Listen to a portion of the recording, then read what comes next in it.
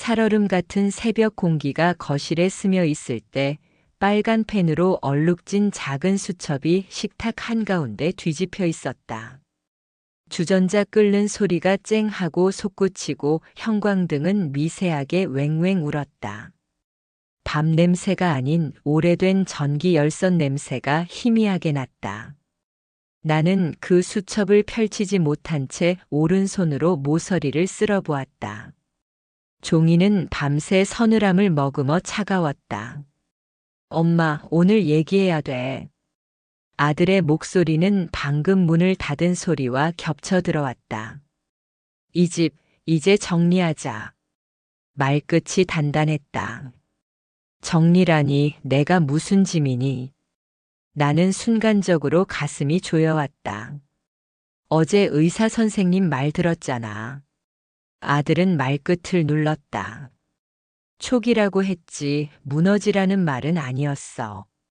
나는 주전자 불을 끄고 얇은 김이 천천히 사라지는 걸 보았다. 창밖으로 겨울 햇빛이 빌라 외벽을 긁고 지나가며 희게 번졌다. 엄마 안전이 먼저야. 월 110만은 커. 시설이면 월 89만이면 돼. 대기 기간 30일이라고 했고. 그 돈 내가 연금으로 낼 수 있어. 그리고 여기는 내 집이야. 내 말은 가벼웠지만 식탁 아래 발가락이 차갑게 오그라들었다. 오늘 915 번호표 뽑아놨어. 노인복지과에서 상담받자. 신청 서류 4가지면 된대. 아들이 휴대폰 화면을 보여줬다. 나는 숫자들을 훑었지만 머릿속에서 금방 흐려졌다. 빨간 펜 수첩이 눈가에 걸렸다. 어젯밤 거기에 뭔가를 적었었다. 내가 왜 거길 가? 말은 그렇게 나왔지만 가슴 어딘가에서는 사라진 단어를 찾고 있었다. 엄마가 집에서 넘어지면 누구 책임인데? 지난달에도 입원이나 병원 갔잖아. 한 번이었어. 나도 모르게 목소리가 커졌다. 아들의 어깨가 굳었다. 정확히 2번이야. 12월 3일과 12월 28일. 접수번호 1017, 2044. 숫자들이 차갑게 늘어서 있었다.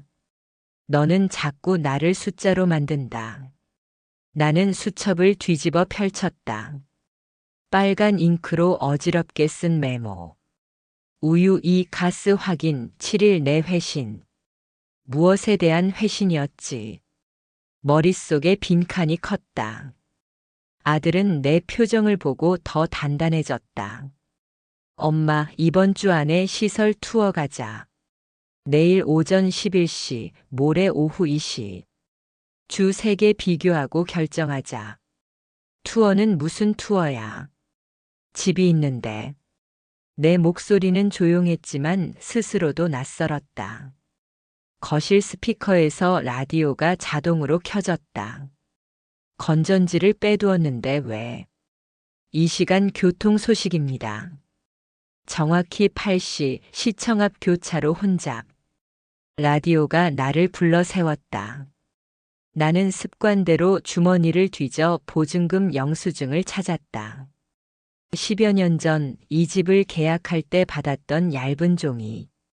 어느 서랍에 두었더라. 엄마, 위험하다고 생각해봐. 아들은 손등으로 이마를 문질렀다. 그 움직임이 낯설게 슬펐다.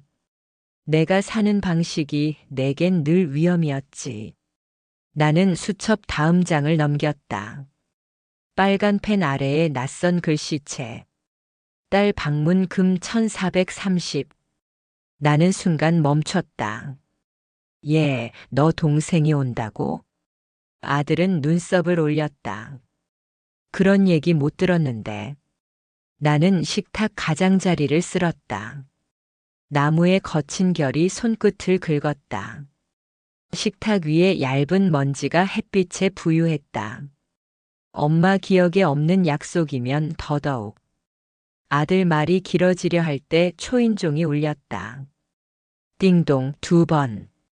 나는 반사적으로 수첩을 움켜쥐었다. 문 앞에서 누군가 낮게 기침을 했다. 혹시 김화연 댁이죠? 구청에서 나왔습니다. 경비 아저씨의 굵은 목소리가 뒤에 섞였다. 아들이 나를 한번 보았다. 나는 고개를 끄덕이지도 젓지도 못했다. 문틈으로 찬 바람이 스며들었다. 코끝이 얼얼했다. 무슨 일이에요? 아들이 먼저 물었다. 돌봄 방문 사전조사입니다. 오늘 1030 예약돼 있어요. 등본 2부 의료소견서 사본 1부 확인합니다. 나는 수첩을 꼭 쥐었다. 내가 예약을 했다고. 빨간 잉크에서 잉크 냄새가 아주 약하게 올라왔다. 엄마가 하신 거 맞아? 아들의 눈이 흔들렸다. 나는 대답 대신 서랍장을 향해 걸어갔다. 맨 아래 칸에서 얇은 봉투 하나를 꺼냈다. 보증금 1000이행 보증. 아직 여기 있었구나. 손끝에 종이의 뻣뻣함이 느껴졌다. 정말 조사면 확인하고 가세요. 나는 문을 열었다. 차가운 공기가 한꺼번에 들이쳤다. 김화연님 맞으시죠? 서명부터 받겠습니다. 공무원의 펜 끝이 내 앞에서 반짝였다. 나는 빨간 펜이 아닌 검은 볼펜을 잡았다. 손이 살짝 떨렸다. 그때 라디오에서 또렷한 멘트가 흘렀다. 노인 돌봄 안전만이 답일까요? 이어서 구시 뉴스. 아들이 내 손등을 받쳤다. 나는 펜을 내려다보았다. 서명을 하려는 찰나 수첩 속 한 줄이 눈에 박혔다. 라디오 100.7, 금 905 전화. 나는 고개를 들었다. 그리고 아주 느리게 펜을 내려놓았다. 잠깐만요.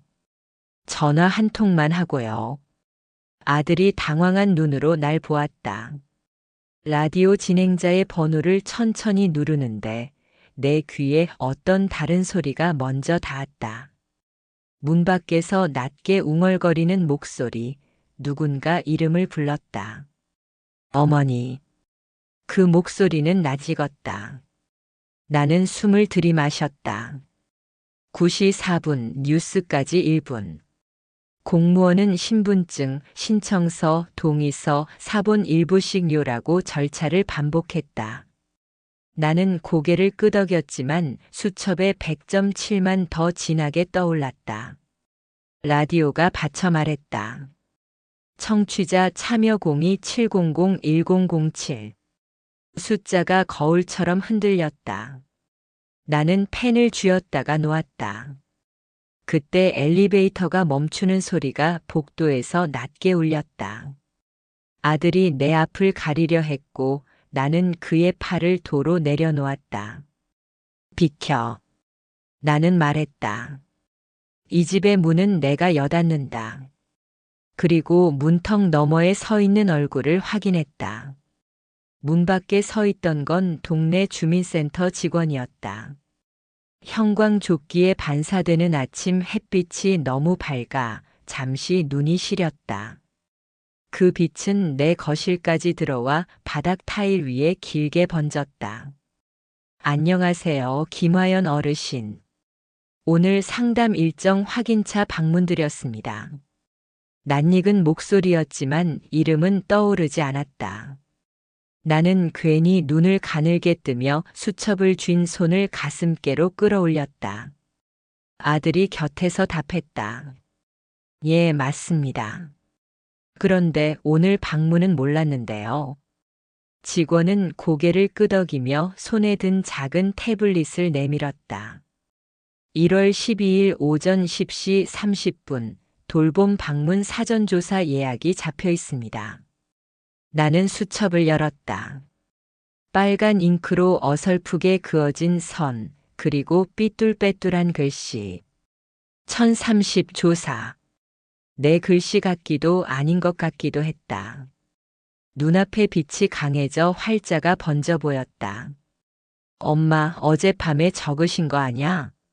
아들이 낮은 목소리로 물었다. 나는 대답 대신 수첩을 덮었다.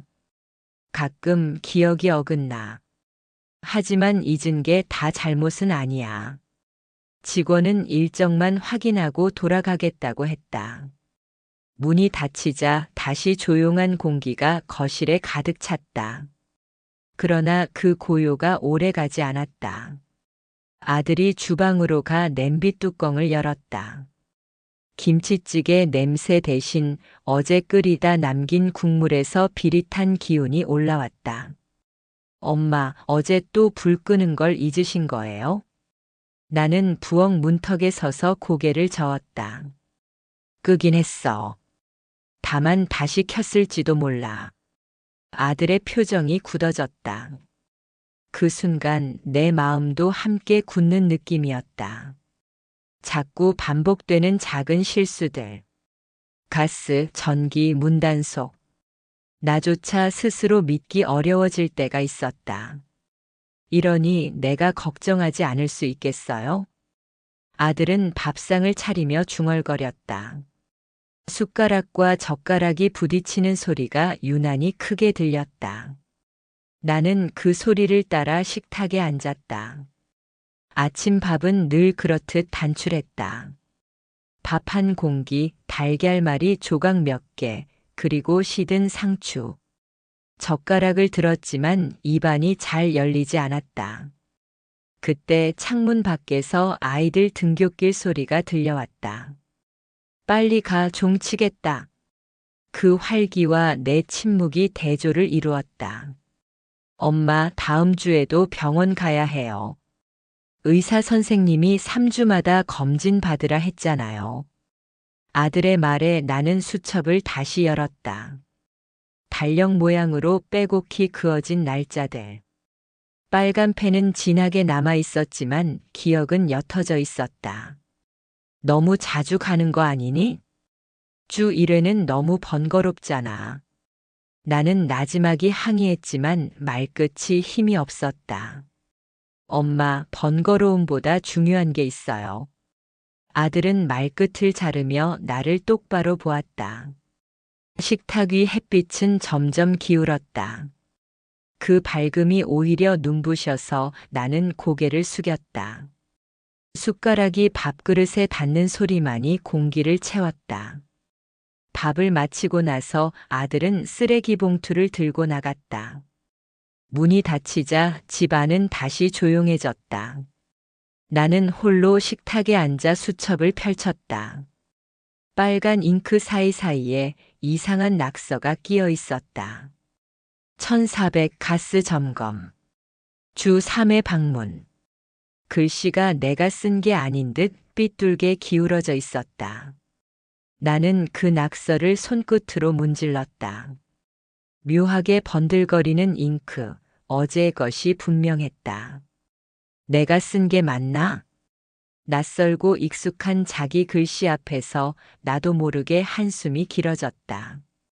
주방에서 라디오가 또 켜졌다. 어제도 오늘도 제멋대로 켜진다. 이번 주 금요일 시청 앞 광장에서 무료 검진이 진행됩니다. 오전 9시부터 번호표 배부 선착순 200명. 아나운서의 목소리가 집안을 채웠다. 나는 곧장 수첩에 적었다. 금 900 번호표. 글씨가 덜덜 떨렸다. 글씨 하나가 삐끗 나갈 때마다 마음이 한 번씩 주저앉았다. 잠시 후 아들이 돌아왔다. 엄마, 오늘 오후에 집에 계셔야 해요. 보험사 직원이 온다 했어요. 30. 나는 고개를 끄덕였다. 그러나 이미 머릿속에서 그 시간은 흩어지고 있었다. 햇살이 점점 거실 벽을 타고 올라갔다. 빛이 환하면 좋을 줄 알았는데 그 밝음이 나를 드러내는 것 같아 괜히 불편했다. 나는 수첩을 덮으며 중얼거렸다. 잊는 게 죄는 아닌데. 나는 싱크대 쪽으로 걸어갔다. 그곳엔 사용하지 않은 컵이 4개나 쌓여 있었다. 어제 씻어둔다 했는데 물때가 희미하게 남아 있었다. 손끝으로 닦아보니 차갑고 축축했다. 내가 한 일을 내가 바로잡지 못한 채 흘려보내는 순간이 자꾸 늘어갔다. 아들은 내 말을 듣지 못한 듯 휴대폰을 들여다봤다. 그 표정이 무겁게 내려앉아 있었다. 나는 그 무게를 대신 짊어져야 할지 아니면 놓아야 할지 알 수 없었다. 거실 구석의 시계가 똑딱거렸다. 9시 45분 초침이 지나갈 때마다 불안이 조금씩 커졌다. 방금 적은 삼시 일정조차 제대로 지킬 수 있을지 자신이 없었다. 지난달만 해도 접수 시간을 2번 틀렸다. 12월 10일, 14일. 번호표는 각각 118번, 203번이었다. 나는 그 숫자들을 아직도 수첩에 적어두었지만 의미는 점점 흐려졌다. 문득 현관에서 작은 덜컥 소리가 났다. 누군가 문고리를 잡았다 놓는 듯한 낯선 소리. 나는 귀를 기울였다. 아들은 눈치를 못 챘다. 나는 조심스레 자리에서 일어났다. 거실 끝까지 발걸음을 옮겼다. 문 앞에 서자 또다시 덜컥하는 소리가 들려왔다. 창문 밖 구름이 햇빛을 가리고 거실은 순식간에 어두워졌다. 그리고 낮은 목소리가 문틈 너머에서 흘러들었다.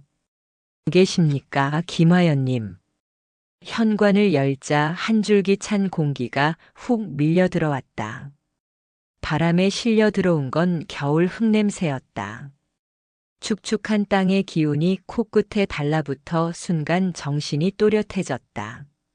문 앞에는 구청 직원이 서 있었다. 옅은 미소를 띠고 있었지만 들고 있는 서류철이 먼저 눈에 들어왔다. 빳빳한 종이 냄새가 공기 속에서 선명하게 퍼졌다. 김화연 어르신 맞으시죠? 오늘 돌봄 지원 사전조사 일정입니다. 그 말에 아들이 먼저 고개를 끄덕였다. 나는 대답 대신 수첩을 들여다보았다. 빨간 잉크로 흐릿하게 적힌 숫자들 1030 조사. 저희는 기본적인 생활 상태 확인만 합니다. 식사, 약 복용, 안전 점검. 보통 20분 정도 걸립니다. 직원의 말이 매끄럽게 이어졌다. 아들은 안도한 듯 고개를 끄덕였지만 나는 속이 불편했다. 거실로 들어선 직원은 이리저리 둘러보았다. 테이블 위엔 어제 치우지 못한 컵 2개와 빵 부스러기가 그대로였다. 나는 무의식적으로 손으로 가렸지만 이미 늦었다. 평소 식사는 규칙적으로 하시나요? 직원의 질문은 단순했지만 마음을 찌르는 송곳 같았다. 예, 하루 3번 챙기세요. 가끔은 4번도요. 아들이 대신 대답했다. 나는 반사적으로 고개를 저었다. 아냐. 어떤 날은 2번뿐이야. 기억 안 나니? 아들은 입술을 깨물었다. 공기 속에 묘한 긴장이 감돌았다. 직원은 메모를 하며 고개를 끄덕였다. 주 3회 이상 가족이 방문하시나요? 네, 제가 주 3회 오고 동생도 가끔 옵니다. 아들의 말이 빠르게 이어졌다. 그러나 나는 곧장 끼어들었다.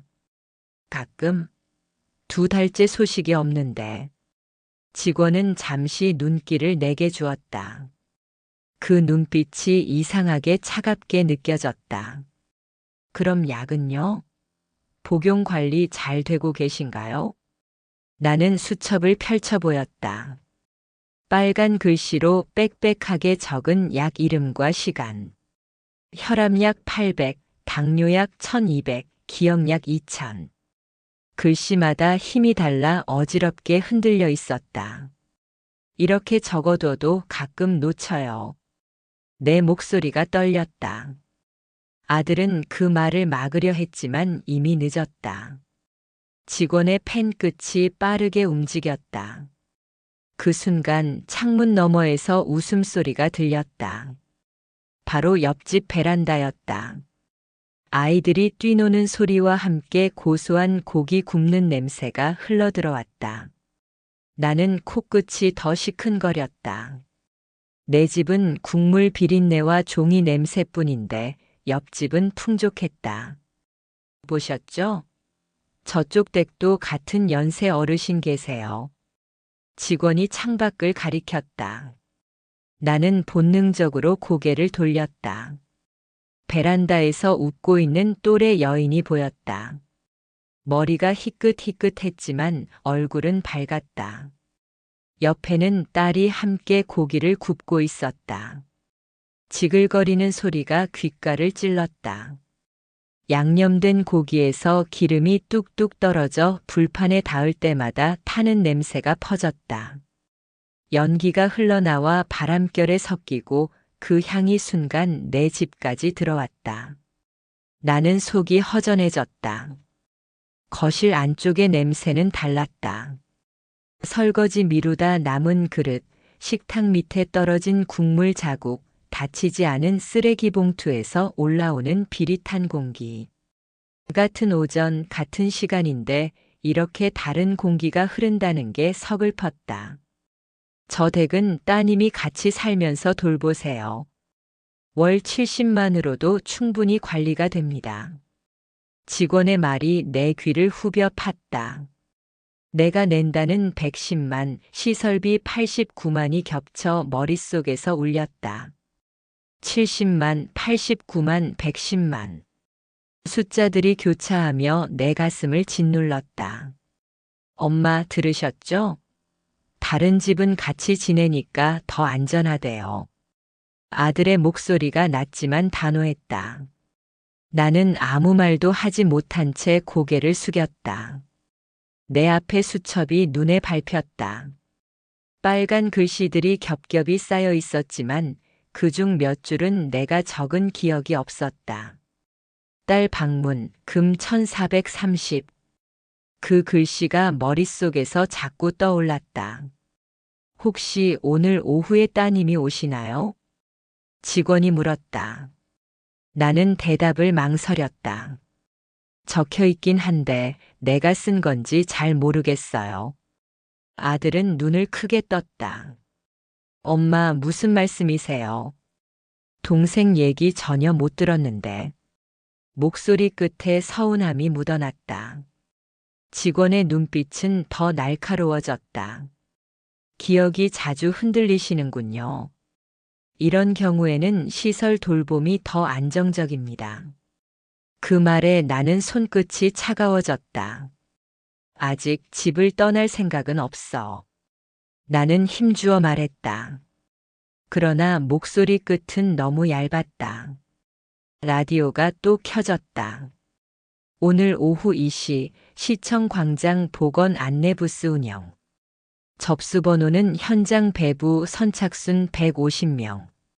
아들의 시선이 라디오로 옮겨갔다. 나는 숨을 고르며 수첩에 적었다. 1400 시청광장. 글씨는 덜덜 떨렸지만 선명했다.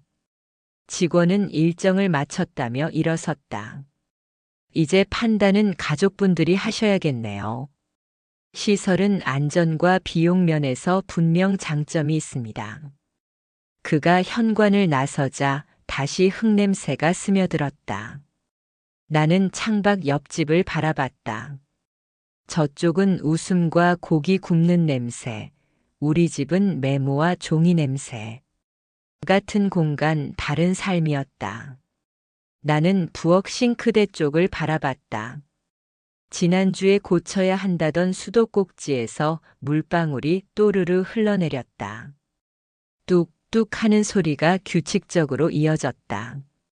옆집의 지글거림과 내 집의 물떨굼 소리가 묘하게 대조를 이뤘다. 아들은 한숨을 길게 내쉬었다. 엄마, 더 미루면 안 돼요. 이번 달 안에 결정해야 돼요. 2월까지 미루면 대기자 순번이 밀려서 최소 45일은 기다려야 한다고 했어요. 나는 대답하지 않았다. 수첩에 적힌 글씨, 그리고 옆집의 웃음소리만 귓속에 맴돌았다. 머릿속이 복잡해졌다. 옆집은 세 식구가 함께 웃고 우리는 두 사람뿐인데도 벽 하나를 사이에 두고 이렇게 다를 수 있나?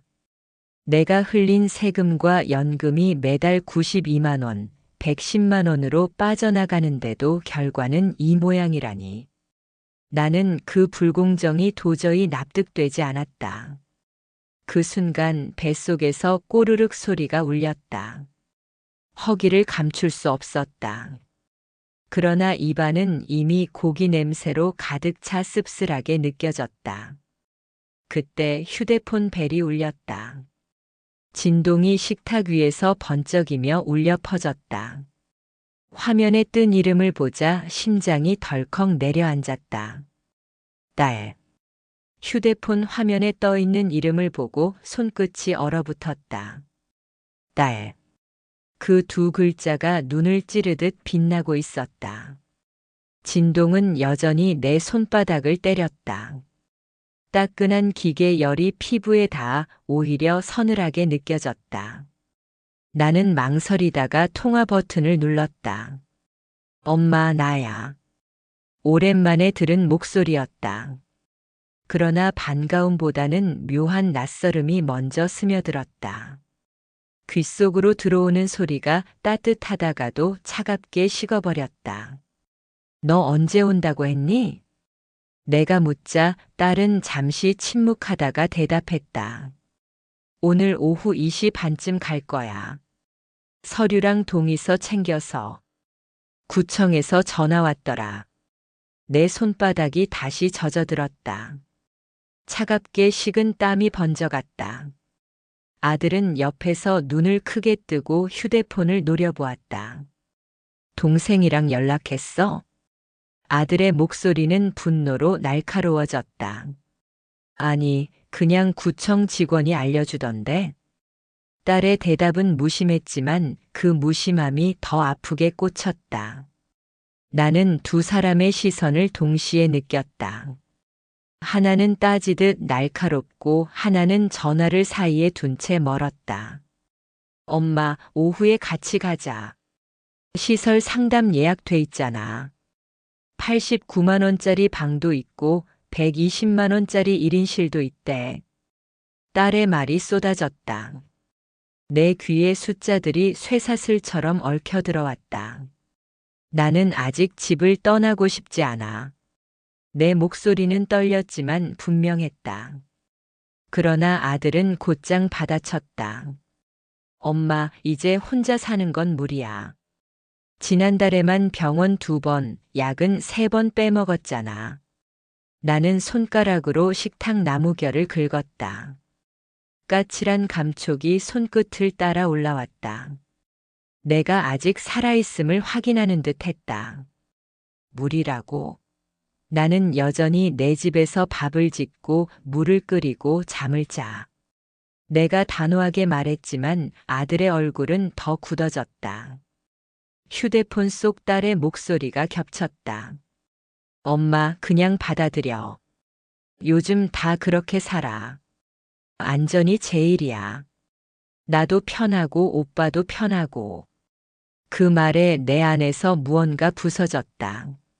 안전, 편함. 그 단어들이 왜 이렇게 차갑게 들리는 걸까? 나는 수첩을 펼쳤다. 빨간 잉크로 남은 메모가 눈에 들어왔다. 라디오 100.7, 금 905 전화. 라디오에 적힌 문장이 나를 붙들었다. 엄마, 말 좀 해봐. 아들이 조급하게 다가왔다. 나는 천천히 숨을 들이마시고 손끝으로 종이를 세게 눌렀다. 거친 종이 감촉이 손바닥을 파고들었다. 나는 더 이상 숫자가 되고 싶지 않아. 내 말에 아들은 눈썹을 찌푸렸다. 무슨 말씀이세요? 월 110만, 89만, 70만 그게 나를 가르는 기준이잖아. 나는 아직 사람이고 어머니고 이름이 있어. 휴대폰 너머 딸이 한숨을 쉬었다. 엄마 감정 말고 현실을 좀 보라고. 시설 들어가면 하루 3번 식사 보장, 간호사 상주, 주 2회 운동 프로그램도 있어. 이게 현실이야. 나는 눈을 감았다. 손끝에 남은 종이의 뻣뻣함, 차갑게 젖은 땀, 그리고 깊은 허기. 그 모든 게 동시에 내 안을 흔들었다. 현실이 존엄을 대신할 수는 없어. 나는 조용히 말했다. 말이 떨어지자 라디오에서 신호음이 울렸다. 청취자 상담 코너, 이제 전화 연결 시작합니다. 마치 나를 부르는 듯한 목소리였다. 나는 펜을 잡고 수첩에 크게 썼다. 결정, 오늘. 글씨가 덜덜 떨렸지만 종이를 꾹 눌러 적었다. 종이가 울컥 찢어질 만큼 힘을 줬다. 아들은 내 손에서 수첩을 빼앗으려 했지만 나는 더 강하게 움켜쥐었다. 엄마, 제발 좀. 그의 손길이 거칠게 닿았다. 나는 그 거친 촉감을 똑똑히 기억했다. 됐어. 내가 짧게 잘라 말했다. 오늘 내가 직접 결정할 거야. 누구 대신이 아니라 내 이름으로. 공기 속이 싸늘하게 식었다. 아들도 휴대폰 너머 딸도 잠시 말을 잃었다. 조용한 틈에 라디오 멘트가 다시 흘러나왔다. 이어서 시민 제보를 받습니다. 안전, 돌봄, 그리고 존엄에 관한 목소리. 내 손은 여전히 수첩을 꽉 움켜쥐고 있었다. 손바닥에 남은 자국이 선명했다. 그 자국이 오늘의 증거처럼 느껴졌다. 나는 고개를 들었다. 눈앞에 두 자식이 서로를 노려보고 있었다. 그러나 이번에는 내가 중심이었다. 오후 2시 반. 그 전에 내가 먼저 갈 거야. 내 목소리는 낮았지만 단단했다. 아들과 딸은 동시에 나를 바라봤다. 엄마, 어디를 간다는 거예요? 아들이 물었다. 나는 곧바로 대답하지 않았다. 내 안에서 커다란 결심이 조용히 뿌리내리고 있었다. 그리고 그 결심은 이미 방향을 정하고 있었다. 식탁 위에 놓인 영수증이 바람결에 살짝 흔들렸다. 10년 전 보증금 1,000을 적은 그 종이. 나는 그 종이를 손끝으로 눌렀다. 차갑고 얇은 감촉이 마음을 더 단단하게 만들었다. 나는 속으로 절차를 그려보았다. 내일 오전 9시 15분 번호표를 뽑고 서류 3종을 제출하고 7일 내 회신을 받는다. 그 과정이 머릿속에서 선명하게 그려졌다. 아들은 그 시간을 낭비라고 하겠지만 나에겐 내 이름을 적는 의식이었다. 아들의 표정이 흔들렸다. 엄마, 그렇게까지 해야 돼요? 나는 짧게 웃었다.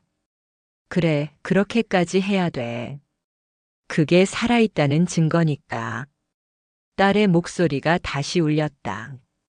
엄마, 고집 부리지 마. 이건 가족을 위한 거야. 나는 낮게 대답했다. 아니, 이건 나를 위한 거야. 그 순간 라디오 주파수가 순간적으로 흔들리며 잡음이 섞였다. 치지직 하는 소리 뒤로 낮고 낯선 목소리가 흘러들어왔다. 김화연님, 혹시 지금 상담 가능하십니까? 아침이 저물자 집안의 공기는 서서히 식어갔다. 난방기를 켜두었는데도 발끝이 싸늘했다.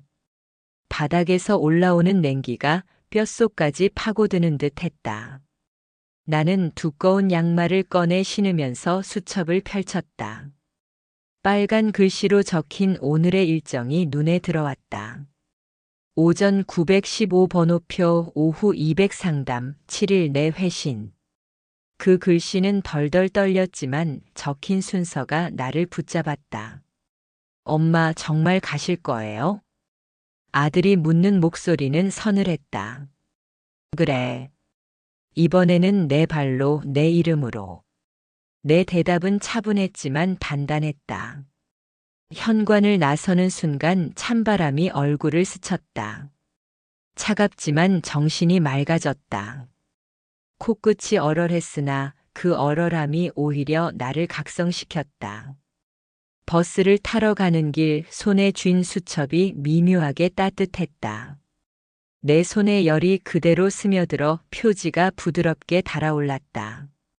나는 그 온도를 느끼며 마음을 다잡았다. 버스 안은 생각보다 붐볐다. 사람들의 외투에서 올라오는 습한 열기가 차 안을 가득 메웠다. 나는 창가에 앉아 차가운 유리창에 손을 대었다. 유리창의 차가움이 손바닥을 타고 몸속까지 퍼졌다. 김화연 어르신 맞으시죠? 구청 민원실에서 내 이름을 부른 목소리가 들렸다. 나는 자리에서 일어나 번호표를 내밀었다. 109번. 아침 9시 15분에 뽑은 표였다. 직원은 내 서류를 확인하며 말했다. 등본 2부 의료 소견서 1부 신청서 작성. 오늘 접수하면 7일 내 회신이 나옵니다. 절차가 차갑게 흘러갔지만 그 차가움이 오히려 마음을 안정시켰다. 필요하신 부분은 제가 도와드릴게요. 옆자리에서 조용히 들려온 목소리에 고개를 돌렸다.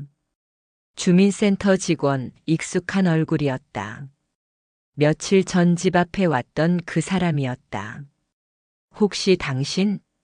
내가 묻자 그는 고개를 끄덕였다. 맞습니다. 오늘은 정식 담당자로 배정됐습니다. 그의 미소는 잔잔했지만 따뜻했다. 나는 순간 손끝의 냉기가 사라지는 걸 느꼈다. 필요한 칸만 체크하세요. 나머지는 제가 정리해 드릴게요. 그가 건네준 펜이 손에 닿았다. 플라스틱의 미지근한 감촉이 의외로 든든했다. 나는 신청서 위에 내 이름을 적었다. 김화연. 글씨가 삐뚤게 흔들렸지만 살아있는 내 손이 남긴 흔적이었다. 엄마, 이게 무슨 의미가 있어요? 아들이 내 옆에서 중얼거렸다. 이건 그냥 형식일 뿐이잖아. 나는 고개를 돌려 아들을 똑바로 보았다. 형식이라도 내 손으로 쓰면 그게 내 삶이야. 직원은 잠시 웃으며 내 말을 받아 적었다. 좋은 말씀입니다. 어르신 기록에 그대로 남겨두겠습니다. 서류가 접수되는 동안 민원실 안의 공기는 묘하게 따뜻했다. 난방기 바람이 고르게 퍼져서인지 오랫동안 잊고 있던 안도감이 밀려왔다. 점심 무렵 나는 구청 앞 벤치에 앉아 있었다. 겨울 햇빛이 낮게 기울며 벤치에 닿았다. 나무 의자의 표면이 차갑게 얼어 있었지만 앉아 있는 동안 서서히 내 체온이 스며들었다. 라디오에서 흘러나오는 방송이 귀에 들어왔다. 오늘 오후 2시 시청 광장 보건 안내부스 운영. 접수번호 151번까지 도착 확인. 나는 수첩에 다시 적었다. 151번까지 2시. 그 순간 옆에서 직원이 조용히 말을 건넸다. 어르신, 오늘은 제가 끝까지 함께 하겠습니다. 혹시 중간에 힘들면 말씀하세요. 나는 고개를 끄덕였다. 내 마음 한편이 조금 녹아내렸다. 우리가 혼자 살아도 함께 손 잡아주는 사람이 있으면 괜찮습니다. 그의 말이 묘하게 위로가 되었다. 손끝에 아직도 서류 종이의 차가움이 남아 있었지만 그 차가움이 서서히 사라지고 있었다. 엄마, 이게 다 무슨 소용이에요? 아들이 다시 물었다. 나는 대답하지 않았다.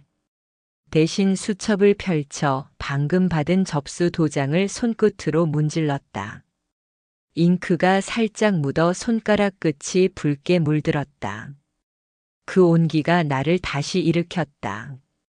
시간은 흘러 오후 1시 45분. 시청 광장에 도착했을 때 공기는 더 차가웠다. 바람이 얼굴을 스치며 뺨을 얼얼하게 했다. 그러나 내 발걸음은 흔들리지 않았다.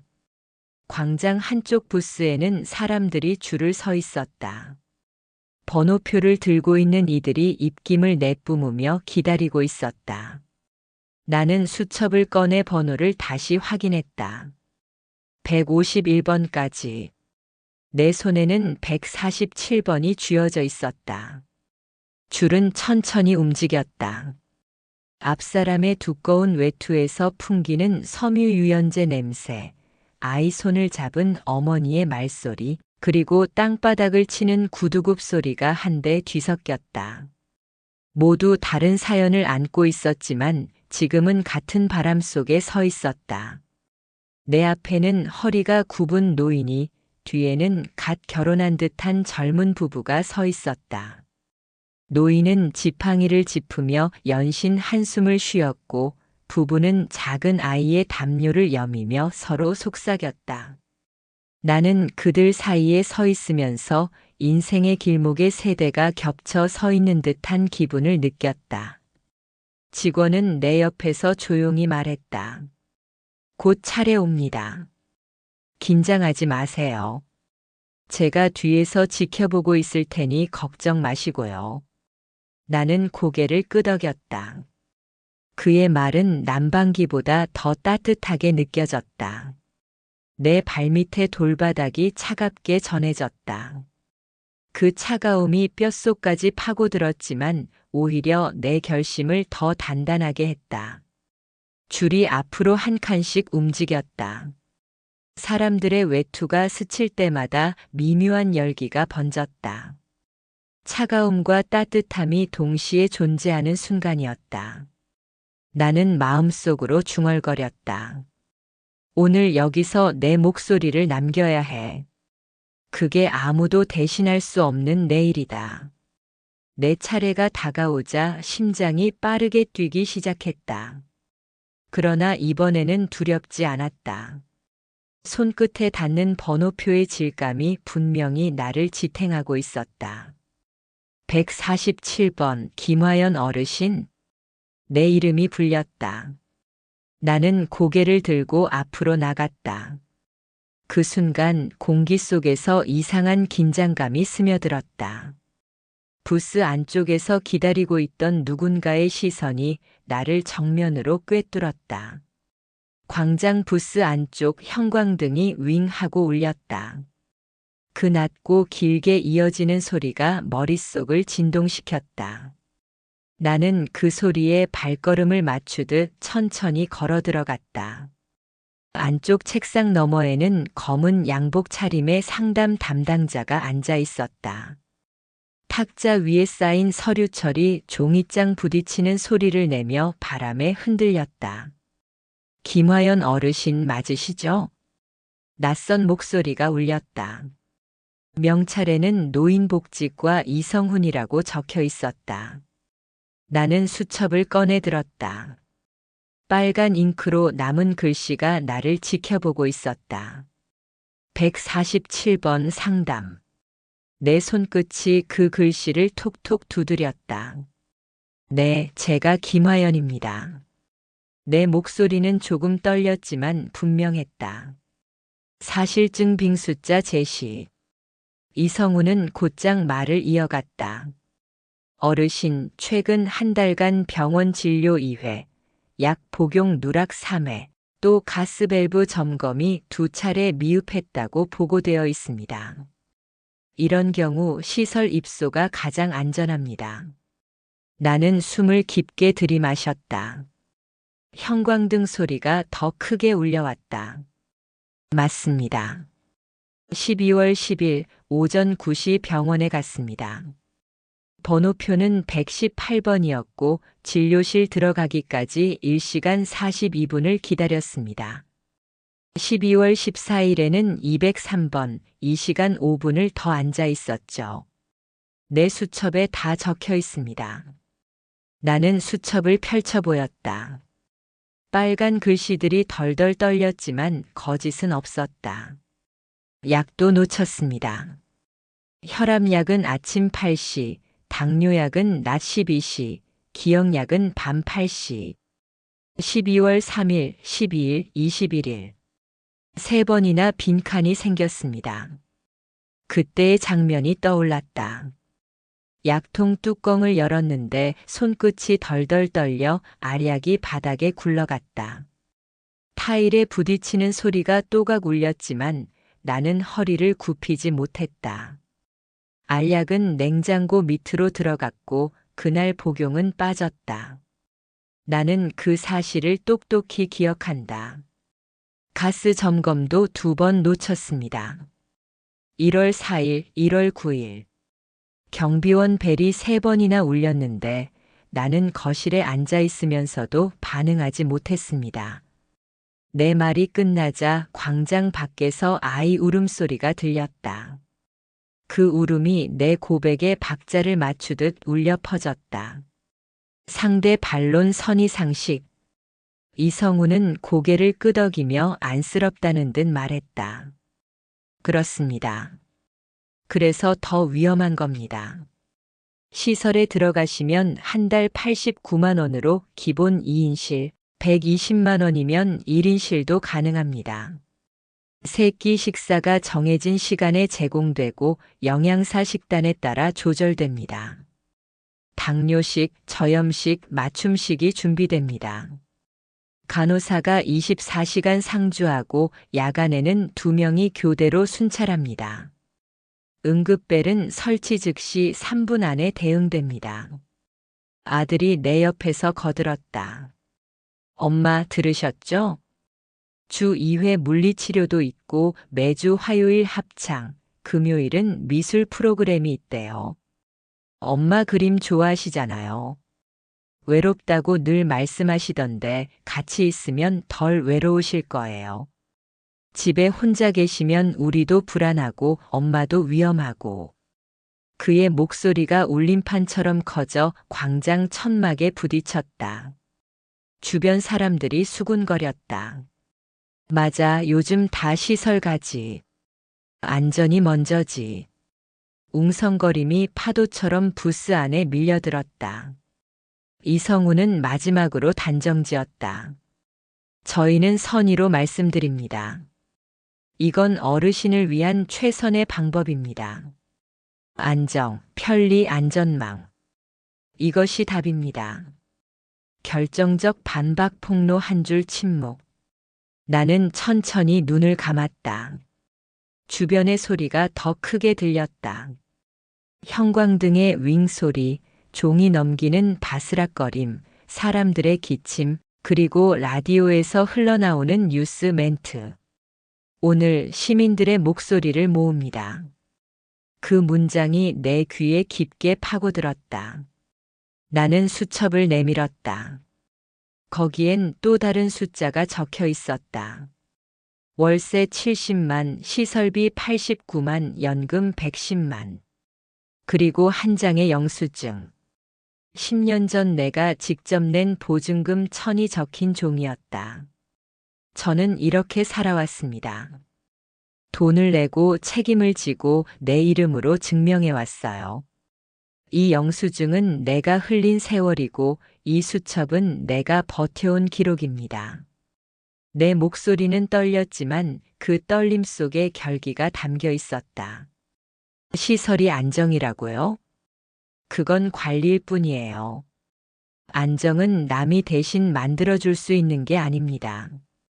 내가 내 이름으로 신청서를 쓰고 내 손으로 도장을 찍을 때 생기는 겁니다.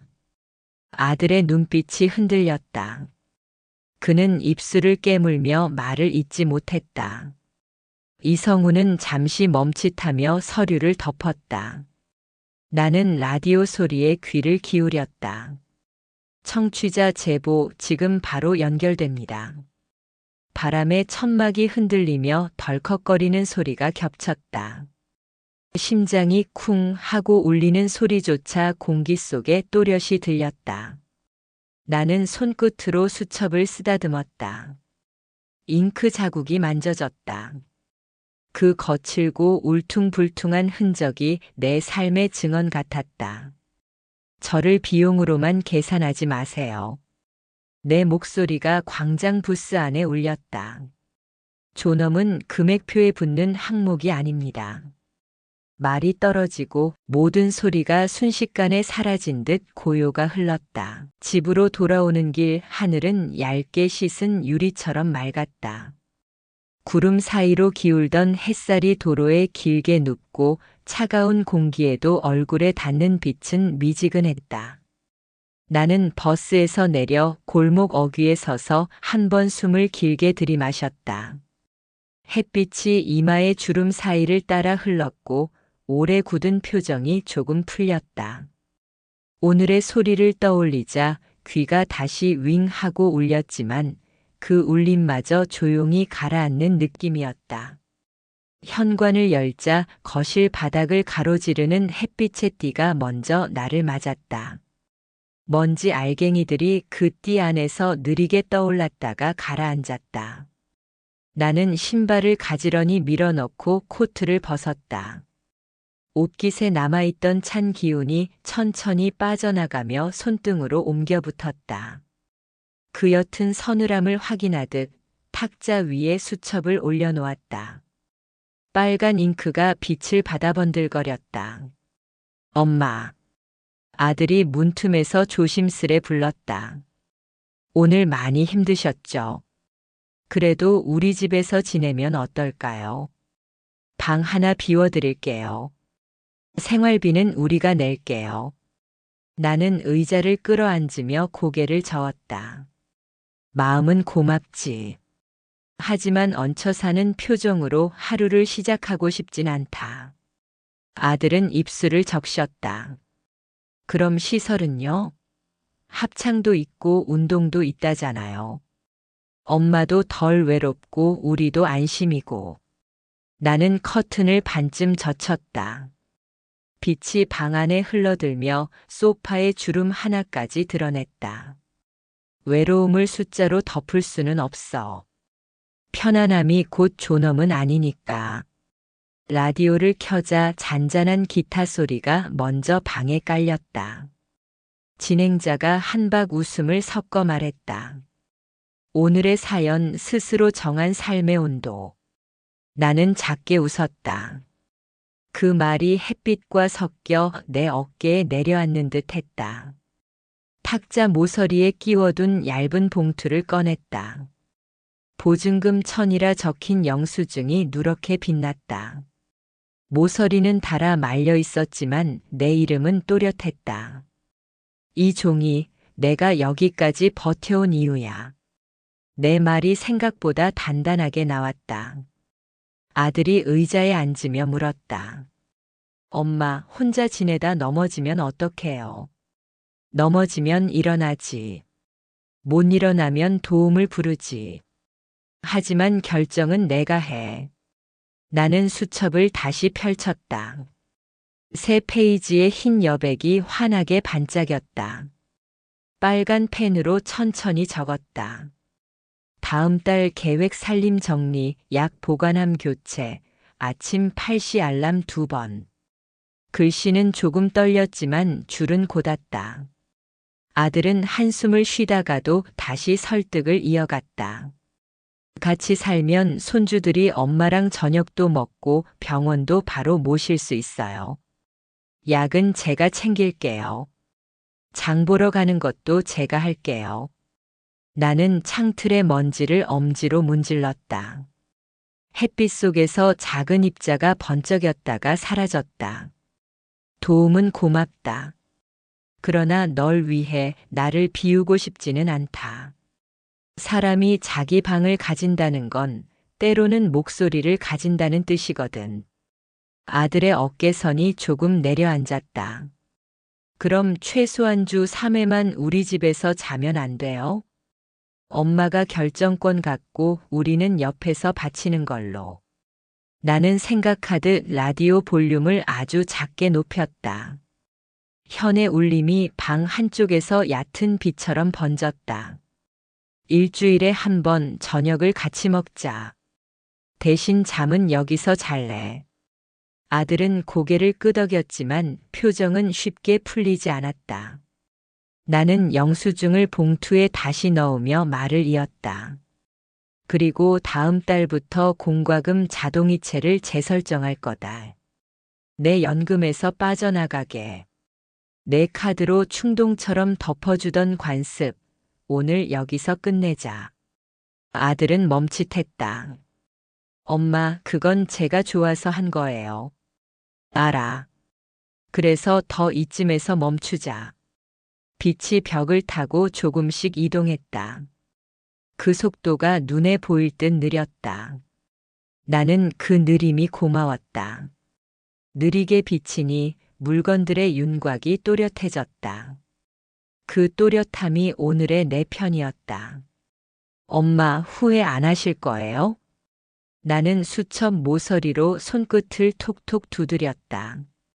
후회가 오면 그때도 내가 받지. 내가 대신 받아줄 수 없는 건 내 삶이니까. 아들의 숨이 길게 흘렀다. 그래도 위험하면 바로 말해요. 전화 밤에도 받아요. 나는 웃으며 고개를 끄덕였다. 그 약속은 받겠다. 라디오에서 진행자가 다시 말했다. 지금 자신의 선택을 응원해달라는 청취자의 사연이 도착했습니다. 빛이 기울 때 마음도 기운다지만 손을 뻗으면 닿는 빛도 있습니다. 그 문장이 방 안에 번졌다. 나는 커튼을 더 젖혀 해를 불러들였다. 책장 끝 금박이 가늘게 반짝였다. 수첩의 빨간 선이 더 선명해졌다. 그러나 빛은 언제나 서쪽으로 기울기 마련이다. 창문 너머 아파트 외벽에 길게 그림자가 흘렀다. 어둠이 서랍 손잡이까지 닿자 방의 온도도 한 톤 낮아진 듯 했다. 나는 두 손을 비벼 온기를 모았다. 그리고 새로 적은 페이지의 아래칸에 작은 약속을 덧붙였다. 금요일 1900 가족 저녁. 토요일 915 번호표. 7일 내 회신 확인. 아들은 일어났다. 저녁에 다시 전화할게요. 필요한 거 있으면 말하고. 문 닫히는 소리가 툭 하고 낮게 울렸다. 불을 보았다.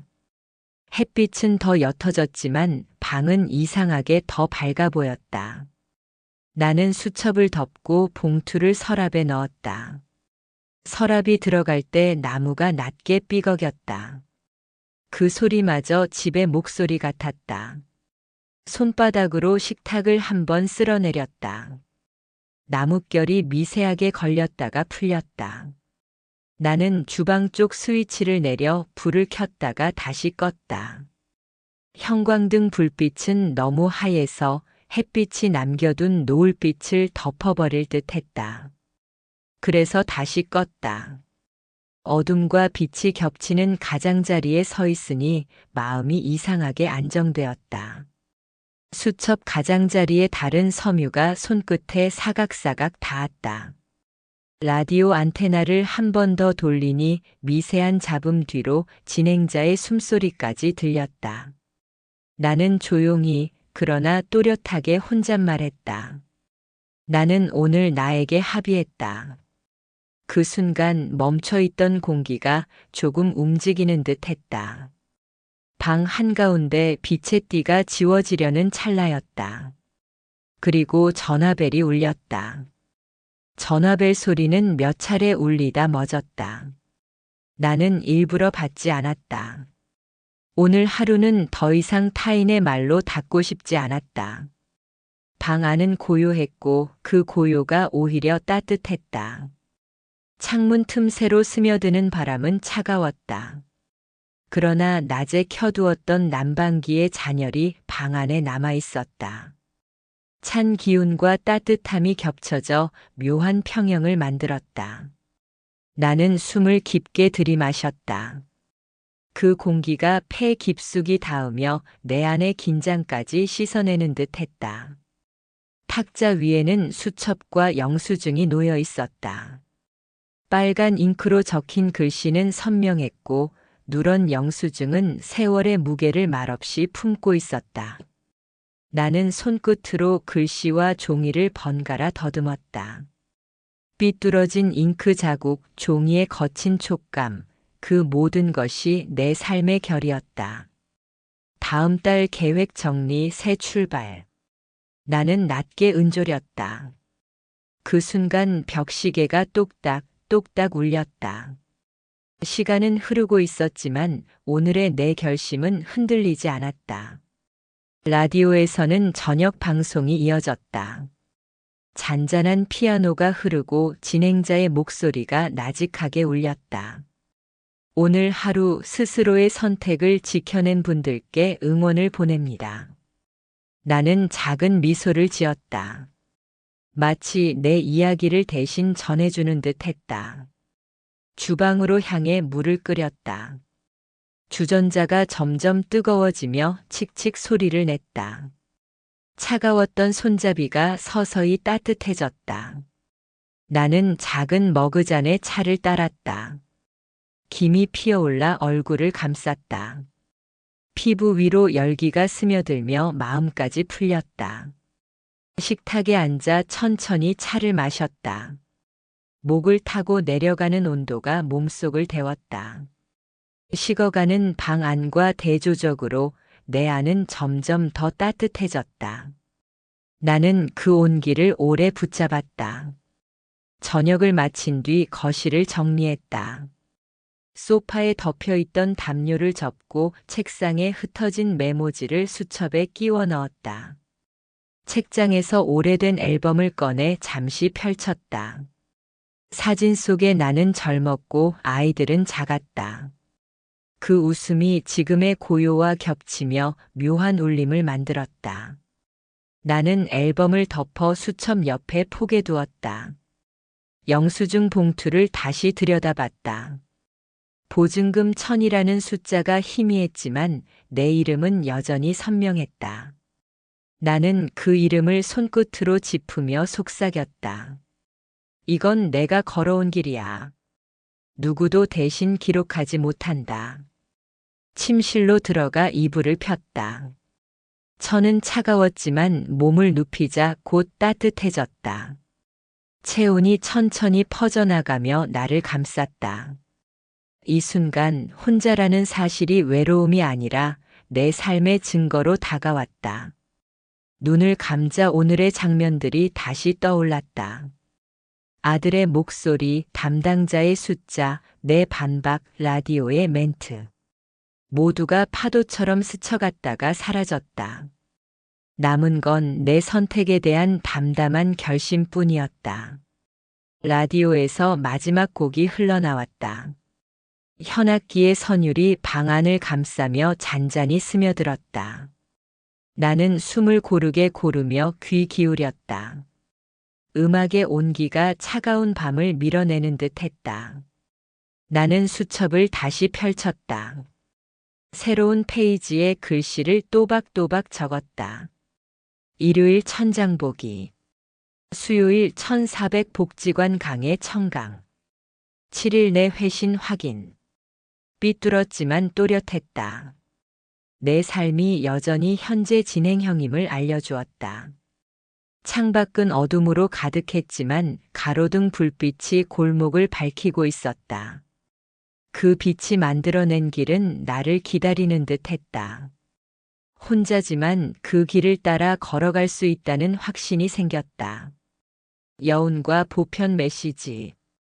삶은 언제나 선택의 연속이다. 그 선택이 누군가의 기준과 다르더라도 스스로 감당할 수 있다면 존엄은 흔들리지 않는다. 편안함은 타인이 줄 수 있지만 존엄은 오직 내가 지켜야 한다. 숫자로 재단되는 세상 속에서도 수첩에 남은 내 글씨는 나를 증명한다. 혼자라는 것은 고립이 아니라 또 다른 자유다. 누군가의 손을 거절하는 것이 아니라 내 몫을 내가 감당하겠다는 선언이다. 오늘 나는 그 사실을 다시 배웠다. 그리고 내일도 내 이름으로 하루를 시작할 것이다. 오늘의 사연은 여기까지입니다. 여러분이라면 이런 상황에서 어떻게 하시겠나요? 댓글로 의견을 남겨주세요. 오늘 영상이 마음에 드셨다면 구독 버튼 한번 눌러주시고요. 좋아요와 알림 설정도 부탁드립니다. 앞으로도 편안한 이야기로 찾아뵙겠습니다. 감사합니다.